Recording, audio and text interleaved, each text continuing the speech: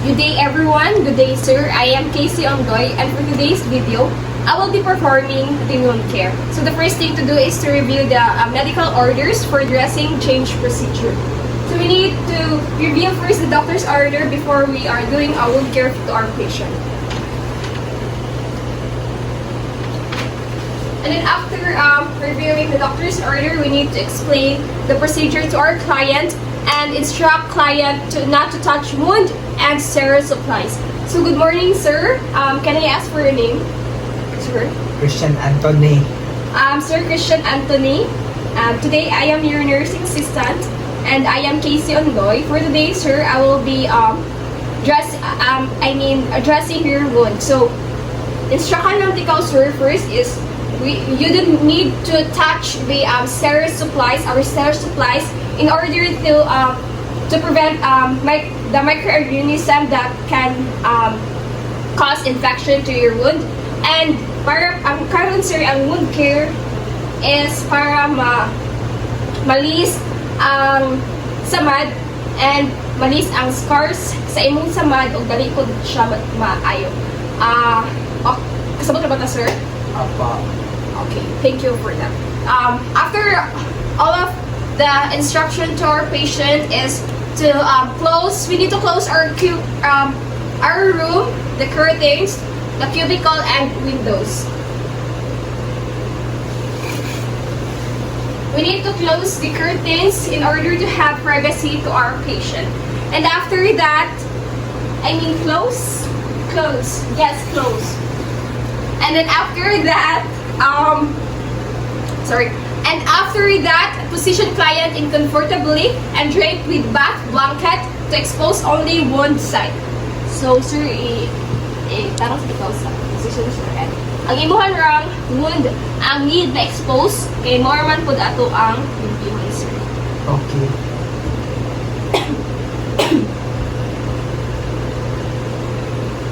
And then after all of that, we need to place a waste receptacle within reach of our work area. Then after that, apply face mask and protective eyewear if required, and wash hands thoroughly. Okay, doctors.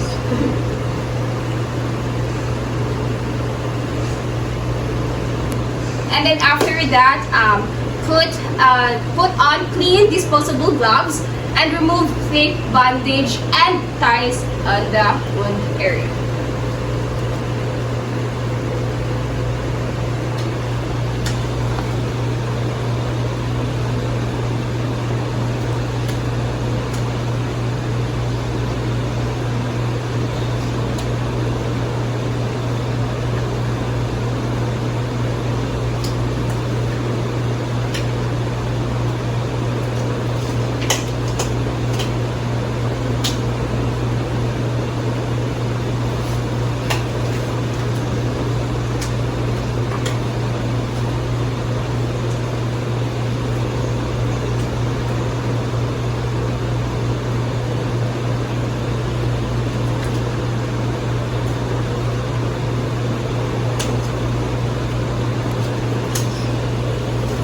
And then after wearing a gloves, we need to remove tape and pull parallel to skin and pull toward dressing and remove remaining adhesive from skin.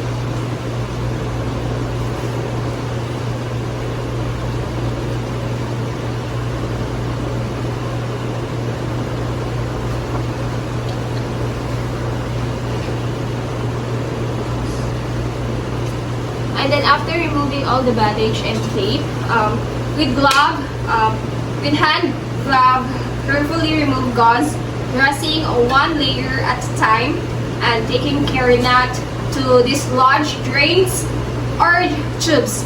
Keep soiled under surface away from client's sight.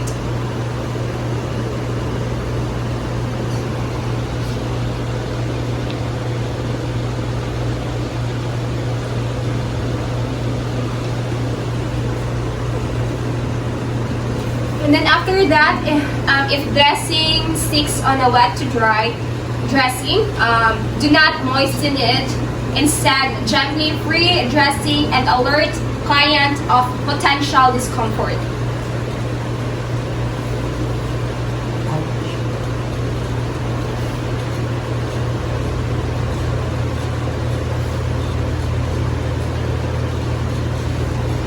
And then observe character and amount of drainage on dressing and appearance of wound. We need to observe the character of the wound.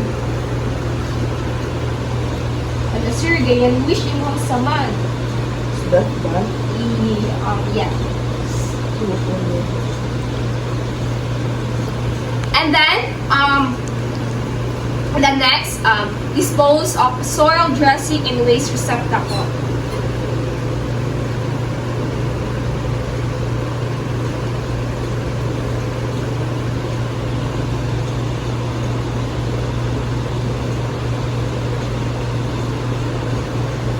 And then after that, remove gloves by pulling them inside out. Dispose of it in a waste receptacle.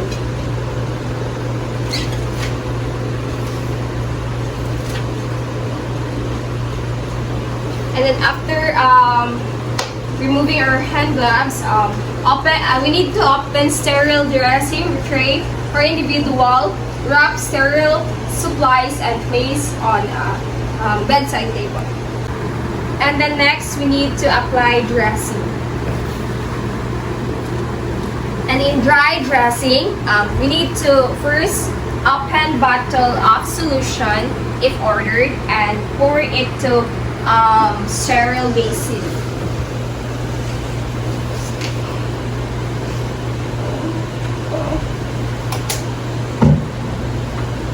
And then next, we need to apply our sterile gloves.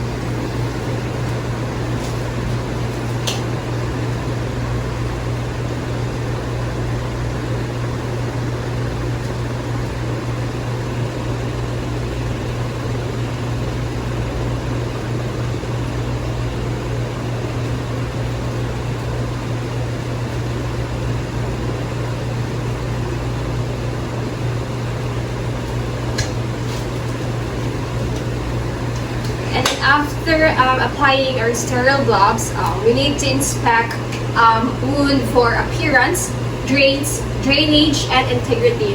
Avoid contact with contaminated material.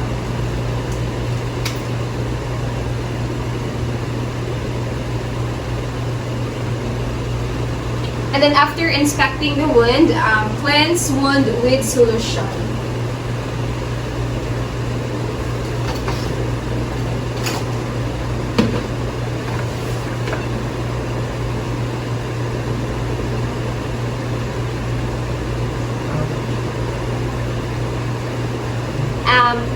And after if we cleanse the wound with solution, we need to use a separate swab for each cleansing stroke, and we need to cleanse it into least contaminated area to most contaminated area.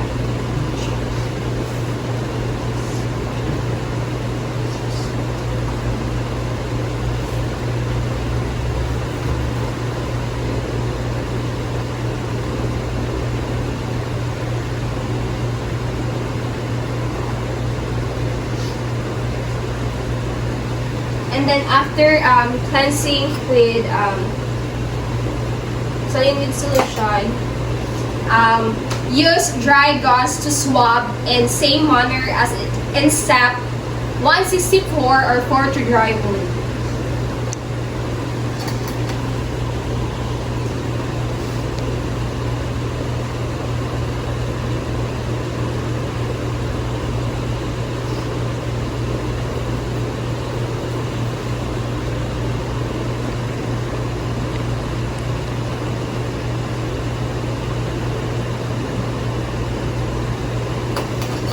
And after doing that, apply antiseptic ointment if ordered using same technique as for cleansing.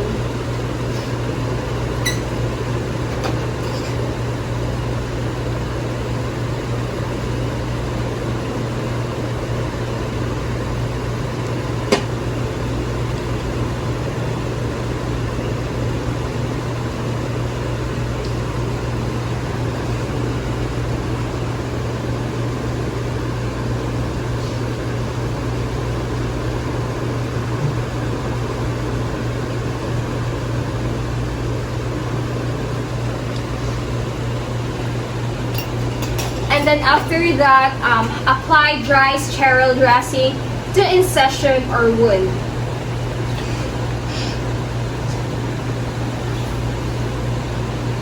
And we need to cut 4x4 gauze flat to fit around drain. If present, pre-cut gauze is also available.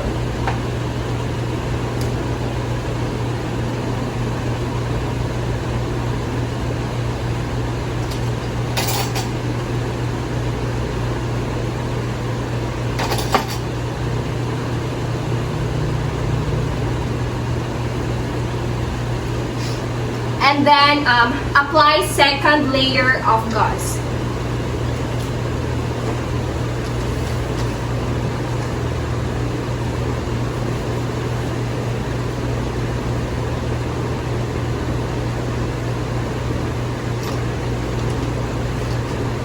This is the second layer. And then after applying the second layer gauze, we need to apply thicker woven pad.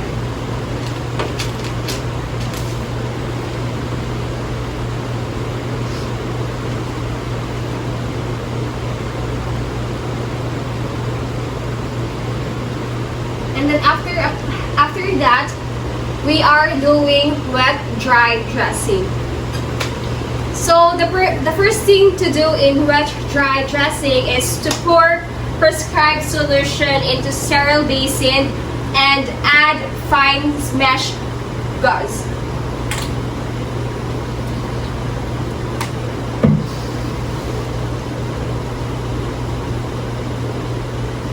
And then apply sterile gloves, of course, and we already applying our sterile gloves.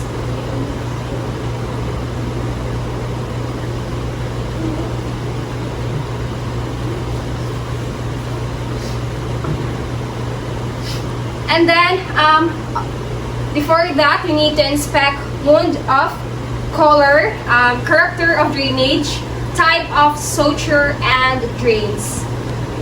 So, sir, ako sa ilang taon yung sa med sir ha for wet dry dressing na to.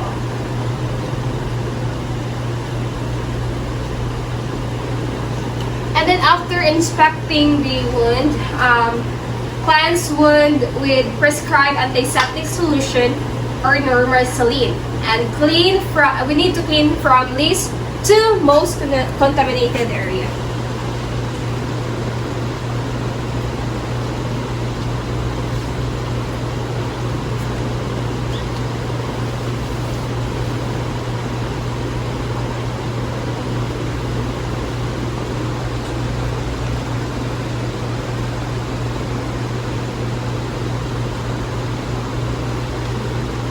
And then after that, apply moist fine mesh gauze as a single layer directly onto wound surface. If wound is deep, gently poke into wound with forceps until all wound surface are in contact with moist gauze.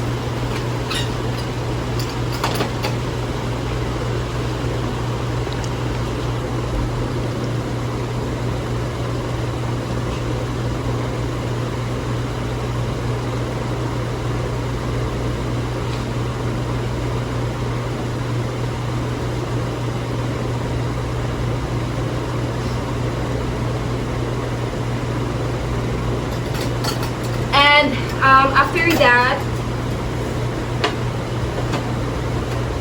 apply dry, sterile 4x4 gauze over wet gauze.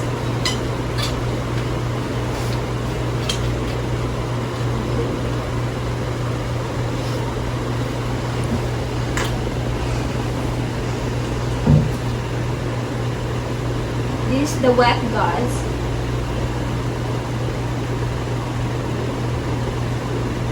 And we need to apply the 4x4 gauze into the wet gauze. After applying the 4x4 gauze, we need to apply tape over the dressing.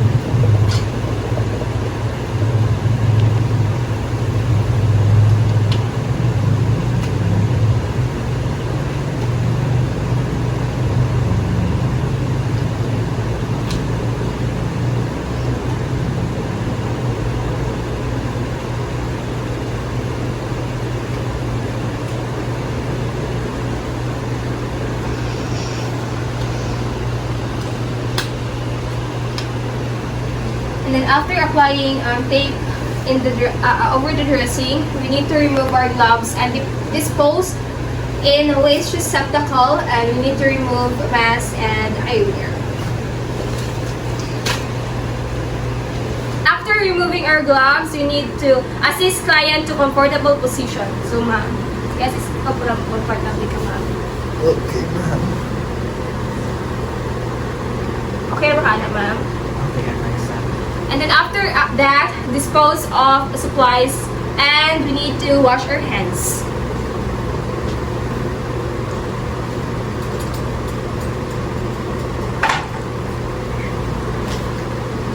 And that's all. Thank you.